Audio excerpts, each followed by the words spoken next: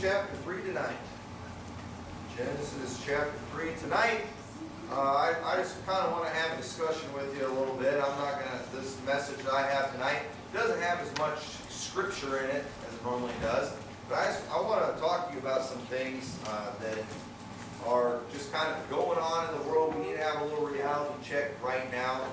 And we need to kind of, and I want to also kind of look back on some things, that, some lessons that I've learned over the years about who you should listen to, and the type of advice you should follow, and the type of people that you should be around. But I want to read a passage before I get into what I'm going to be preaching about tonight. Genesis chapter 3, verse 1, very well-known passage of Scripture in the Bible.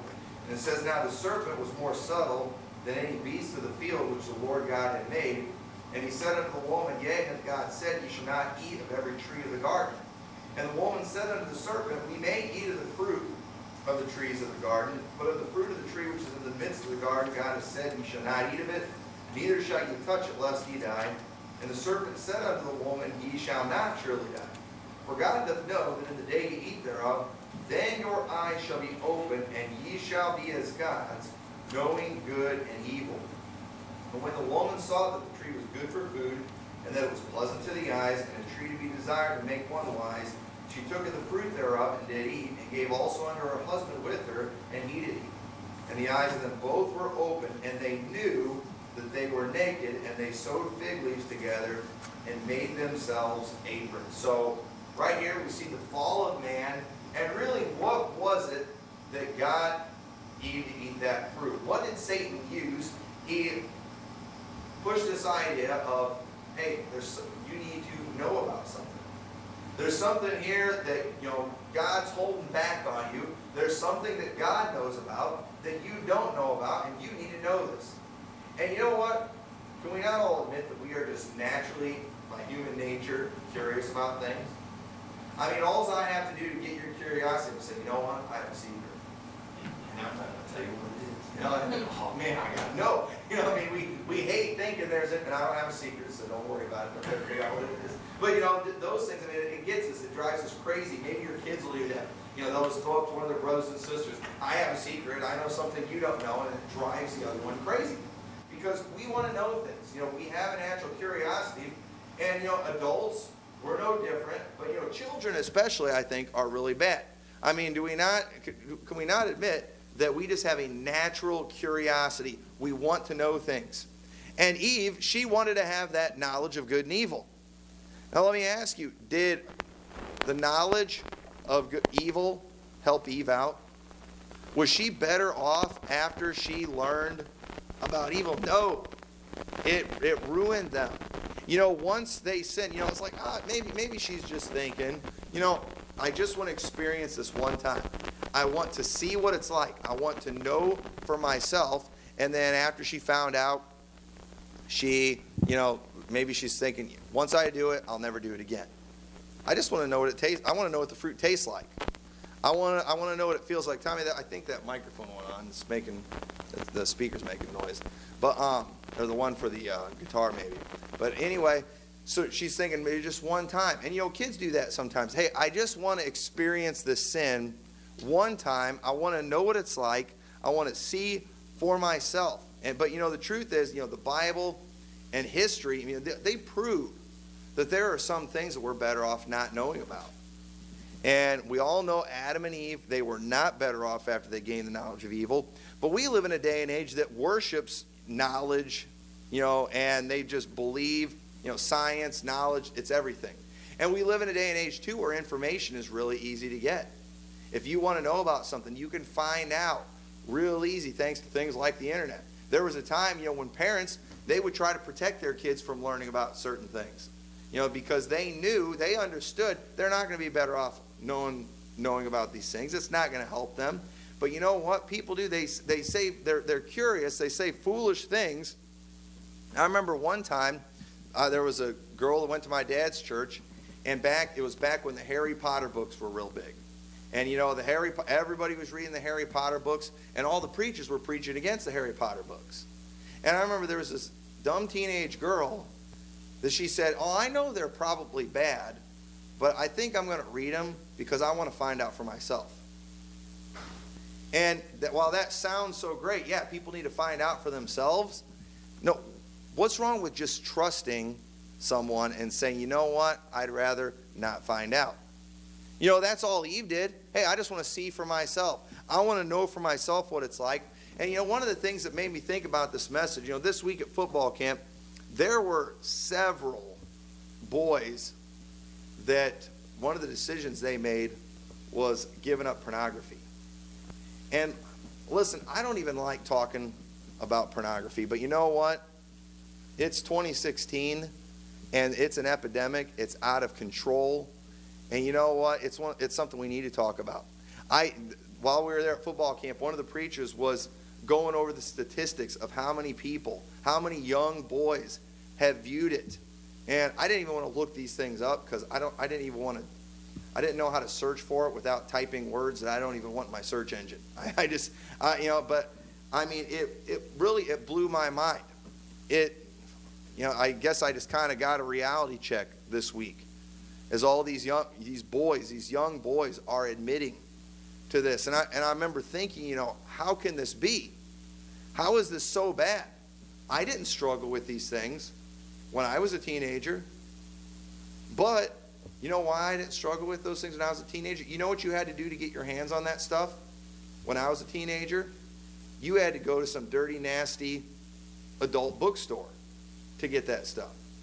You know, and you had to go places where you had to be 18 to buy those things. But can anybody tell me what's different now?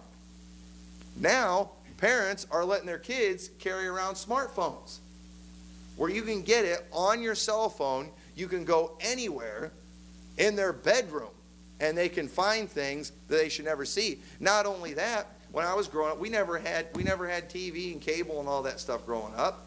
And now on cable television, there are regular programs that even the news media will tell you is basically pornographic. I mean, some of the most famous, most highly rated television shows right now are basically full of pornography. And everybody watches them.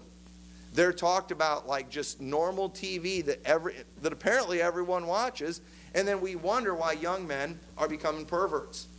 I mean, look at the way homosexuality is being spread. How does that happen? People are getting their minds corrupted through all the junk they're watching on TV, through all the things that are on their cell phones. When I remember I'll tell you how old I was. When I was 12 years old, okay, I was 12 years old, and it was the 1992 Olympics. And I remember that was the first year they let the professional basketball players be in the Olympics. And I had a poster in my bedroom of that basketball team. And one of the guys apparently on that team was a homosexual. I saw a thing about him a while back. He's not anymore, apparently. But I guess back then he was. And I remember one of my friends, he said, "Did you know that he's gay?" And I remember, no, I didn't know what he was talking about. I was 12. I didn't know what he was talking about. And I remember, he said, yeah. It's like, yeah, he's gay. And I'm like, okay. I remember one time there was a girl in the church around that same time, and she called one of my friends a queer. She got mad at him and called him a queer. You know, and I'm just like, what's the big deal? You know, what's so bad about being called a queer? I didn't know what a queer was. But you know what? And I was a teenager before I even realized what gay meant, what a queer was. And even then, I did not fully grasp what it was all about. I mean, that's how protected I was. That's how innocent I was. But nowadays, that stuff, I mean, they talk about it on the news. A lot of the language that used to not even be on certain programs, we hear presidential candidates use it all the time. And I mean, these things that are just before people didn't even speak of, they are just common topics discussed now. And nowadays, if kids are curious, okay, when I got curious, okay, now think about it. You're 12 years old, your friend tells you somebody's gay, you don't know what that means. So what I had to do to find out what that meant, I had to go to my parents and say, what does this mean?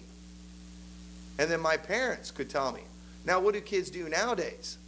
They go on their phones and they type these things in. They'll go searching these words, and then what do you think is going to happen then? I mean, I'm not going to find out, but what do you think would happen, if you went on Google right now and, what does it mean to be gay? And you're probably going to find some terrible, terrible things. You're going to hear some lies. And that's the first impression. Their first impression that they're going to get is going to be one that's distorted and one that is wrong. And now, certain things too, I want to be careful. We have kids in here, even the words and terms I use, but are just everyday things. Young kids now, they'll hear these things and they'll look them up on their phones. They'll go on the internet and they'll type it in, and the access, how easy it is to access the knowledge of evil is just, it's scary. And you know what? It is having an effect. And I was thinking about this too, as I'm listening to I'm hearing all these young men, confessing that they've been addicted to this stuff. And I'm thinking, how does this happen? How in the world did this happen? And I got to thinking about, I remember, this isn't very long ago. I mean, this is only a few years ago. I remember all the old fuddy-duddy preachers, that were preaching against all these devices that we have and cell phones. And, preaching against a cell phone? What's wrong with these people? Well, you know what? Some of these older preachers, they've been around for a while. They've seen some things. They've got some experience, and they're smart enough to know and to be able to just kind of see down the road. And you know what? I think they saw some of these things coming. They saw that, as this becomes more and more accepted. I mean, nowadays, you're a terrible parent if your kid doesn't have a cell phone. You're a terrible parent if you don't allow your kids access to the internet whenever they want. I got a phone call from a cable company one time, and they found out, we didn't have cable or internet at our house. And the lady was just like, she was trying to sell me their package, and I was like, I don't want it. But how are your kids going to be able to watch television? I was like, they don't need to watch. I said, most programs on there are junk. Well, what about internet? Your kids need to be able to get on the internet. He said, no, they don't. They don't need to be able to do that. And I mean, she was talking to me like I'm just this, country bumpkin depriving my kids of the necessities of life. But let me tell you something. There's other parents that fell for that, gave their kids everything the world said you should give them, and their kids are turning into queers. They're turning into perverts. And I'm telling you right now, this knowledge of evil is not helping us out. We are worse off than ever before. I mean, once you get involved in some of those things, it distorts your mind. It distorts the way you think. And I said, I can't even talk about a lot of the things that probably should be talked about.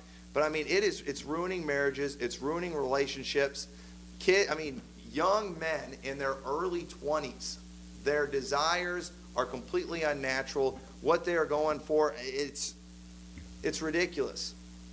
I mean, I can't even tell you some of the stories that I know of people at young ages, just how far gone they were and how perverted they were. How did that happen? We're curious people by nature. Our flesh is weak. Okay? Our flesh is very weak. And if we have easy access to sin, we're probably going to take it. And especially young people, especially teenagers, they are more prone to these things. Young teenage boys, I'm telling you, you don't give them these things.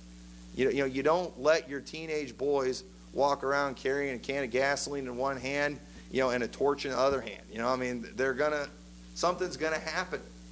And we've got, we have this attitude. We've got to find these things out for ourselves, but we need to try to be ignorant. As individuals, as parents, we need to try to keep our children ignorant about certain sins. For example, drunkenness. Okay? Obviously there's something to it. Do you know how much money people spend on alcohol? I'm not going to lie to my kids and say there must not be. There's got to be something to it. Look how much is spent on it. Look how many people are doing it. There must be something to getting a buzz, getting drunk, or whatever. But you know what?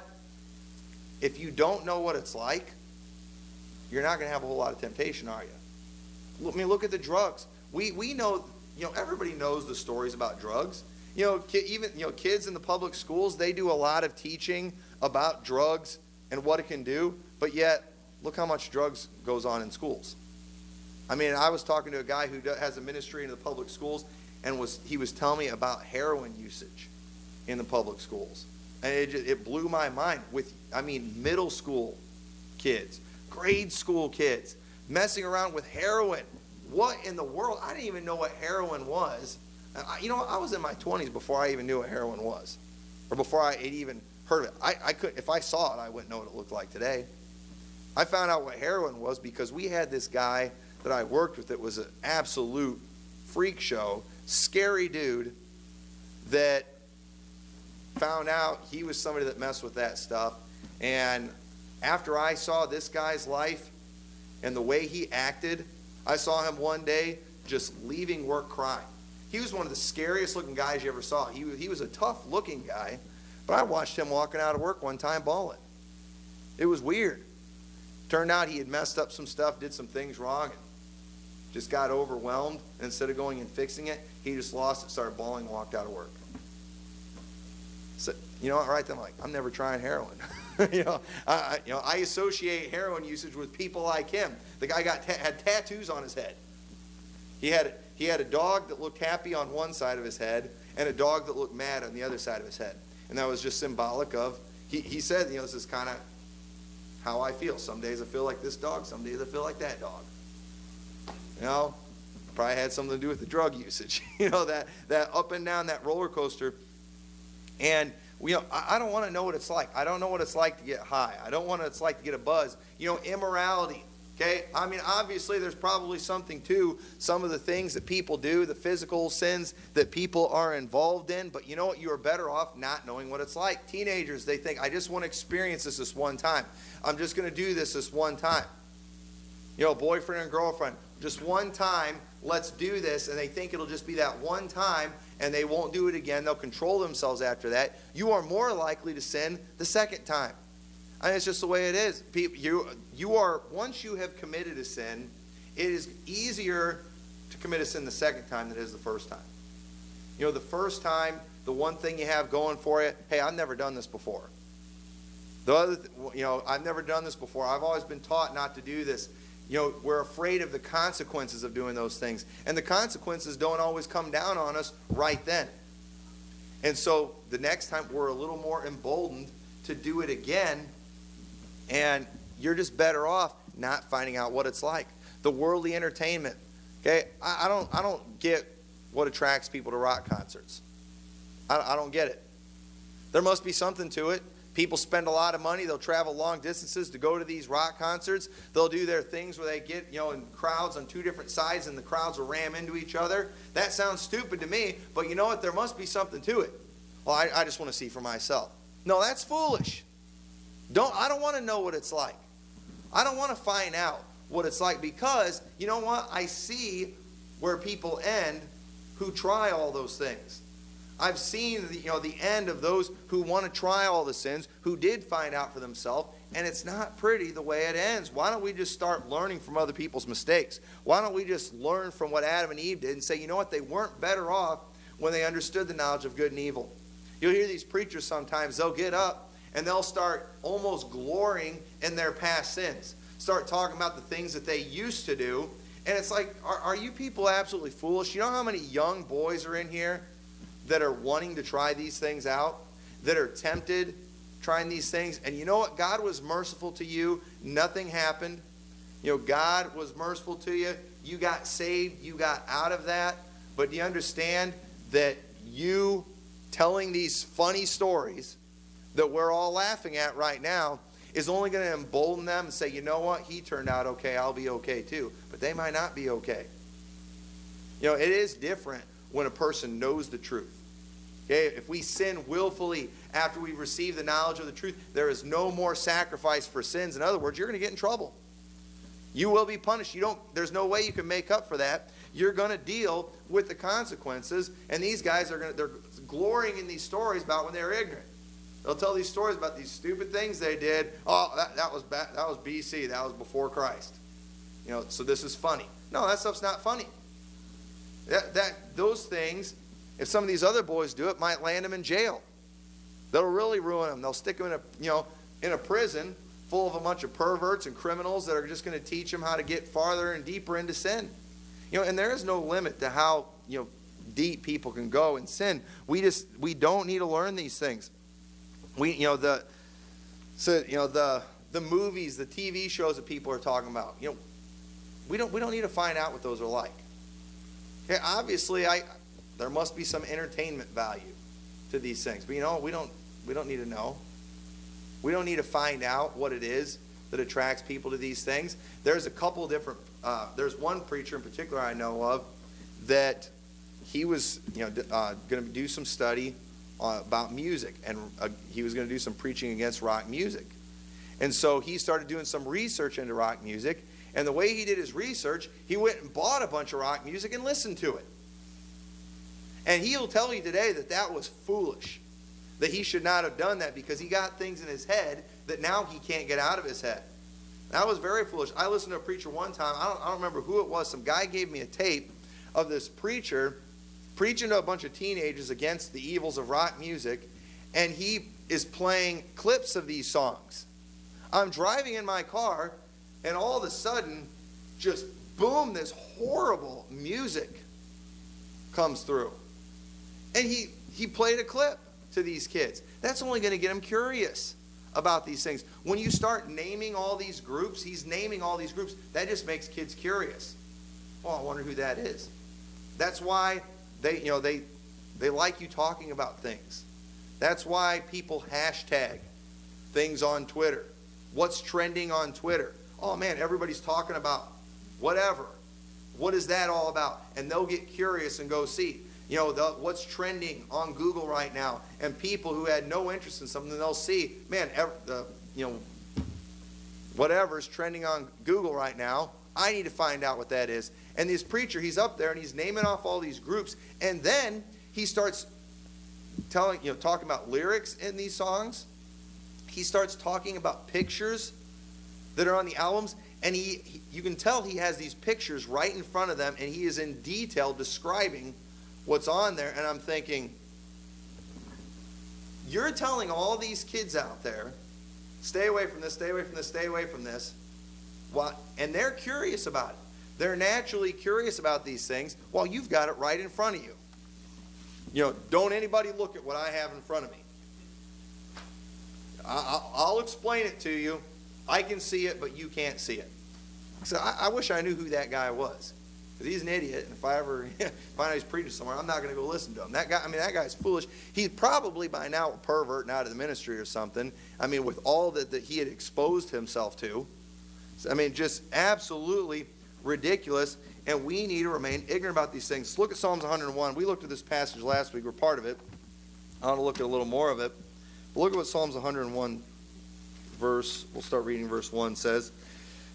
I will sing in the mercy and judgment unto thee, O Lord, will I sing. I will behave myself wisely in a perfect way. O when wilt thou come unto me? I will walk within my house with a perfect heart. I will set no wicked thing before mine eyes. I hate the work of them that turn aside. It shall not cleave to me. He understood, if I'm looking at these wicked things, it's going to grab hold of me. It's going to take hold. I'm going to get hooked. Hey, everybody's talking about this TV show that's the highest rated show that's full of garbage, but everyone's talking about it. Kids at school are talking about it, and I don't even know what they're talking about. And I just want to find out for myself. I'll just watch one episode, but then you get hooked. And then you watch another one, and you watch more and more, and you get deeper and deeper. He's saying this isn't going to cleave to me, and it does. It cleaves to people. A froward heart shall not depart from me. I will not know a wicked person. Okay, a froward, a perverse heart. I will not know a wicked person. We need to be ignorant about certain people. It's pretty sad how obsessed people are today in America with celebrities. Do you realize that most of these people in Hollywood that kids are watching, they're all perverts? They're all a bunch of weirdos. They're evil, just involved in so much sin. The athletes, that people look up to it. And I mean, they idolize athletes, because they can catch a football, dunk a basketball, and these people are absolute scumbags, perverts. I was watching a thing one time, and it was showing all these basketball players, famous basketball players, and talking about how many kids they have. Now, y'all know I'm not against big families, but I am against a big family when or having a bunch of kids when it's with different women all the time. And it was crazy how many of these guys are like. These guys are scumbags. I mean, just absolute dirtbags. And people watch them all the time, and we put them up on a pedestal because they're a good athlete. They're entertaining to watch. Our kids put up posters. That poster I had in my room, after I found out what a gay was, I got rid of that poster. And as time went on, too, I learned more about those guys. Guys like Magic Johnson, who was a very wicked person. I mean, pretty much every one of those guys that were on that poster, were wicked people. When I was only 12 years old, I didn't know that. I didn't get that. I didn't understand it. These guys were good at basketball. But I learned real quick, you don't idolize those people. But young people do that all the time. Your parents, they'll take their kids to these sporting events, and they'll stand in line, for hours while people are clamoring for their autograph, and I just want to touch them. I want to shake their hand. I want to get a selfie with them. I want all these things, and it's ridiculous. I mean, I've watched some of these things where Hollywood actors will come to these events, and the people will just be screaming and going nuts. I saw a video a while back where there was this crowd of people trying to just get a look at Brad Pitt. And he comes walking on these places, and they are smashing this little girl into this fence. And then Brad Pitt sees it, and he feels sorry for this girl, and he's wanting to help her. And so he comes over there and gets some of his people to help this girl over the fence. And these people are so stupid, they're such animals. Because he got even closer, it got him more excited, and they're smashing even more. I think he probably made it worse. And I'm thinking, why would you want to see Brad Pitt that bad? If you want to see Brad Pitt, just don't get saved. You can go to the pit with him, and you'll spend eternity with him. I mean, just unbelievable the way people are. We don't need to know about their lives. These people are absolute perverts. We're better off not understanding the works of certain individuals, the things that they do, the lifestyles. The homosexual agenda is being shoved down our throats. They're constantly putting them in TV shows and in movies so we can learn about their life, and we can see their side of things to show that they're really decent people. No, they're not, and we don't need to know what that's like. We don't need to understand how they live and how things work. We don't need to understand those things. We need to be ignorant to those things. Those things are wicked, and they're only going to turn us into perverts like them. Let's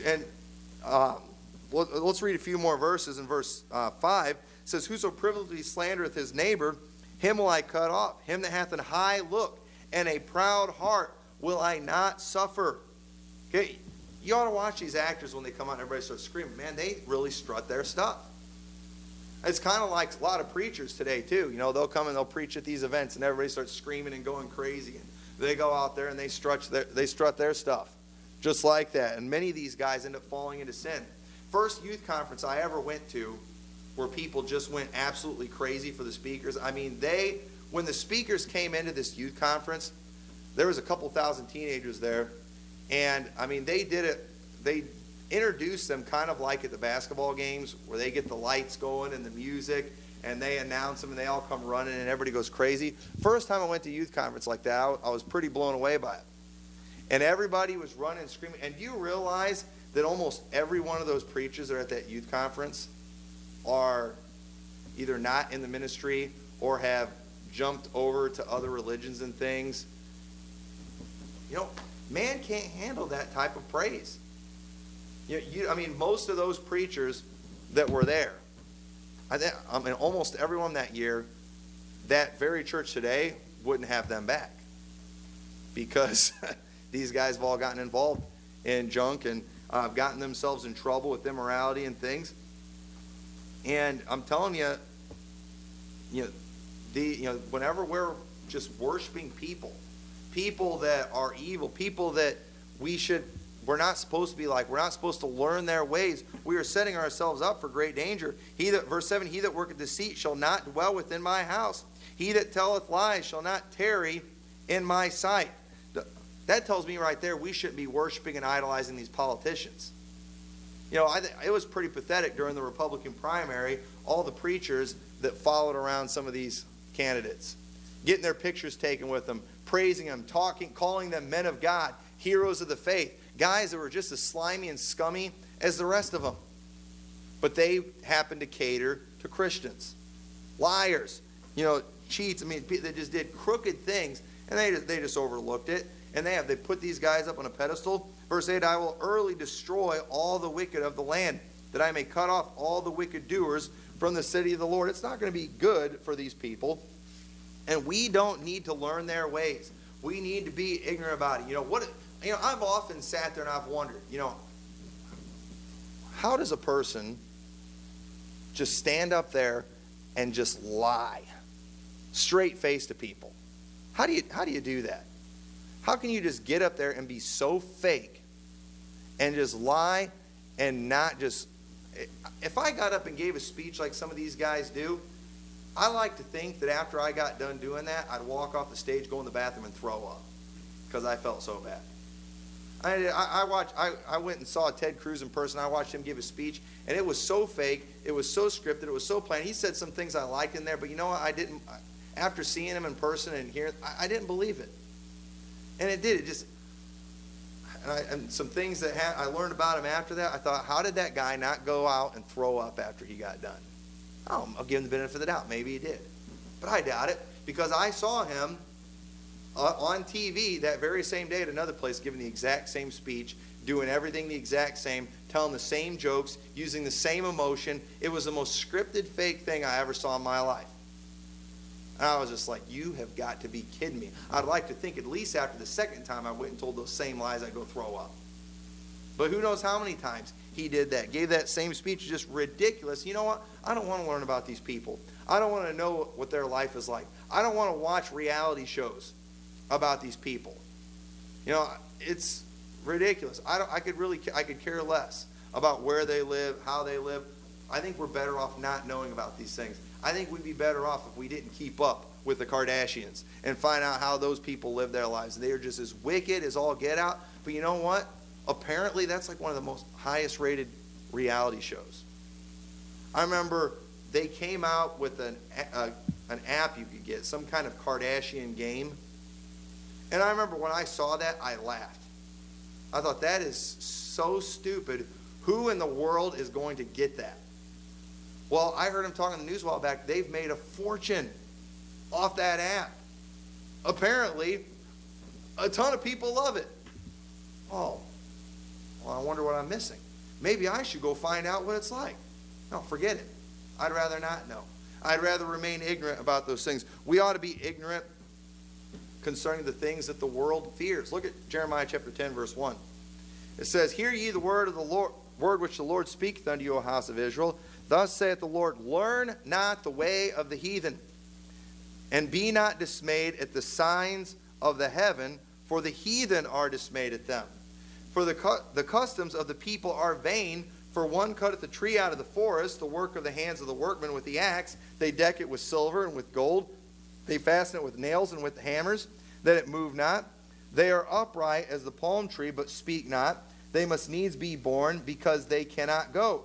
Be not afraid of them, for they cannot do evil, neither also is it in them to do good. He's talking about idols here. He's like, they have to be born. These idols, they have to be carried around. They can't even get anywhere on their own. Don't be afraid of what they can do. They can't do anything to you. But you know what?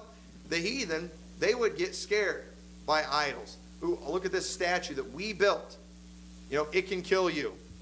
It can destroy you. And they would get destroyed by the signs of the heavens. Oh, did you see what the stars did tonight? That means this terrible thing's going to happen. And we see that same kind of thing too in the world. Hey, look at the whole 2012 Mayan thing. Okay, oh man, the Mayans, they knew something was coming. They knew something was coming. They said years ago, because of something they saw in the stars, that 2012 was going to be the end of the world. Why would we worry about those things? Okay, we see the world right now. What's the heathen obsessing over right now? Global warming, climate change. You know, we're supposed to be panicking about all these things. We're supposed to be worried. We see that our government is doing all they can to take control in every area because of the imminent catastrophes coming as a result of man-made global climate change. And you know what? The heathen are dismayed at those things. They're terrified at those things. But we know how things are going to end. We understand that. We know the Bible. And you know what? We shouldn't get caught up in these things. We shouldn't get worried about all their little, doomsday prophecies that they come up with. We shouldn't be worried about all the financial problems, for example. The Bible says not to take thought for the morrow. It tells us not to worry about, what we shall eat or drink. That's what the heathen do, or the Gentiles. The Gentiles worry about those things. But you know what? You watch the news, there's constantly all these news things about the coming financial crisis and the stock market collapse. And, I don't doubt some of those things are coming, but are we supposed to be dismayed at those things? Are we supposed to be in a panic? Do we think that God is not going to be able to take care of us if the stock market crashes? Do we think God needs Wall Street or Washington? Okay, why? I get the heathen being freaked out by those things, but why would we be that way? The health scares, the Zika virus that we're all supposed to get, we be scared of, what was the one last year? Ebola, yeah, Ebola. We were all supposed to get Ebola last year. Bird flu, swine flu, all these things that are always going around. There's a new one every year. And, the heathen, they get dismayed at those things. They get worried. 5 people in Florida get Zika virus because they were traveling in other countries, and CNN's got, wall-to-wall coverage telling them, panic, it's time to panic. What's going to happen to Orlando? Orlando's suffering so much. They had this nightclub shooting, and now they've got the Zika virus, and nobody's going to want to go visit Orlando. Nobody's going to know, what's going to happen in their tourism industry. Panic. What do we get? The world is constantly panicking about things. We don't need to worry about these things. The imminent catastrophic events. All the earthquakes. We've got what's the fault that we're by? New Madrid Fault. Yeah, the New Madrid Fault. Hey, it's going to go eventually. There's going to be an earthquake that's going to just rock our world. like for real. And there's all these things that are supposed to come. And you know what? They might come. But are we supposed to be worried about these things? Are we supposed to be panicking about these things, obsessing over these things? No. The world does that. The Bible says, learn not the way of the heathen. We don't need to worry about the things that they worry about. We need to, we're better off remaining ignorant of these things. They have nothing to do with us. There's no reality in them. So why worry? And if we're going to remain ignorant concerning evil, we can't be doing what everyone else in the world is doing. We're going to have to live a different type of life. We have to be consumed with something else. What is the world consumed with today? Television and cell phones. Okay? The world today, they have nothing better than to do but stare at a screen. And they are literally being programmed to think, millions and millions of people are going to go vote for Hillary Clinton in November. Millions. How can that be? You watch enough TV and you'll do it. You watch enough news and you'll do it. You read enough foolishness on the internet and you'll do it. Millions of people are going to do that. Millions and millions of people, they do. They're scared. They believe in global warming and all these things. And why? You watch enough TV, you'll get that done. More and more people are accepting homosexuality. How can that be? Watch enough television and you'll accept it too. Watch enough and you'll go right along with it. All these perverts, the porn addicts, watch enough stuff and you'll understand them. You will get why they do what they do. You will think the way they do. You will be in agreement with them. We're going to have to get consumed with something else. We might just have to we might have to go back to reading books, good books. like the Bible, for example. We might have to get back to doing things outside without technology. Going camping. I know that's going to cut into your TV time. I know that's going. I know you might, if you go out in the wilderness, you might not be able to get cell phone reception. But you know what? I think it would be good. I think it would be healthy. At football camp this week, they were talking, they were talking about these kids, how many of them get dehydrated and hurt because, and it didn't used to be that way, but now these kids, they spend so much time sitting around eating junk food, playing video games inside. They are just not conditioned to these things. They are not ready physically to be outside all day in the heat, sweating and playing hard. They're just physically not ready for it, and they get hurt all the time. Because the coaches, I was like, when I was younger, we didn't have, they didn't make us drink that much. They didn't make us do this, didn't make us do that. We just did it. But that's because when they were kids, people played outside, they ran around, they sweated all the time.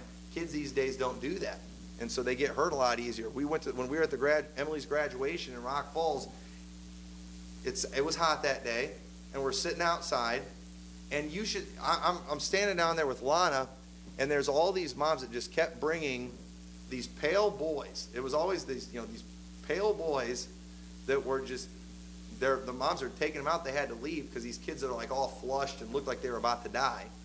You could tell these kids, it was the first time they've been outside in who knows how long. Pure white. They had not seen the sun, and they couldn't handle sitting out in the sun for an hour, let alone playing for an hour. They couldn't even handle that, and they were just falling out like crazy. And I thought, good night. It's our culture, it's our society. We might need to get back to doing some of these things. We would be more healthy. We would be better off, mentally, morally, physically, everything. We're going to have to be different, and we're going to have to start fighting against these things that are destroying people's lives. Parents, you're going to have to be careful what you give your kids. Anything with internet access is dangerous. It is dangerous, and you know what? Those of us who are adults now, we don't even know the temptations that they're facing because we didn't have those things growing up. I never was tempted with those things when I was growing up.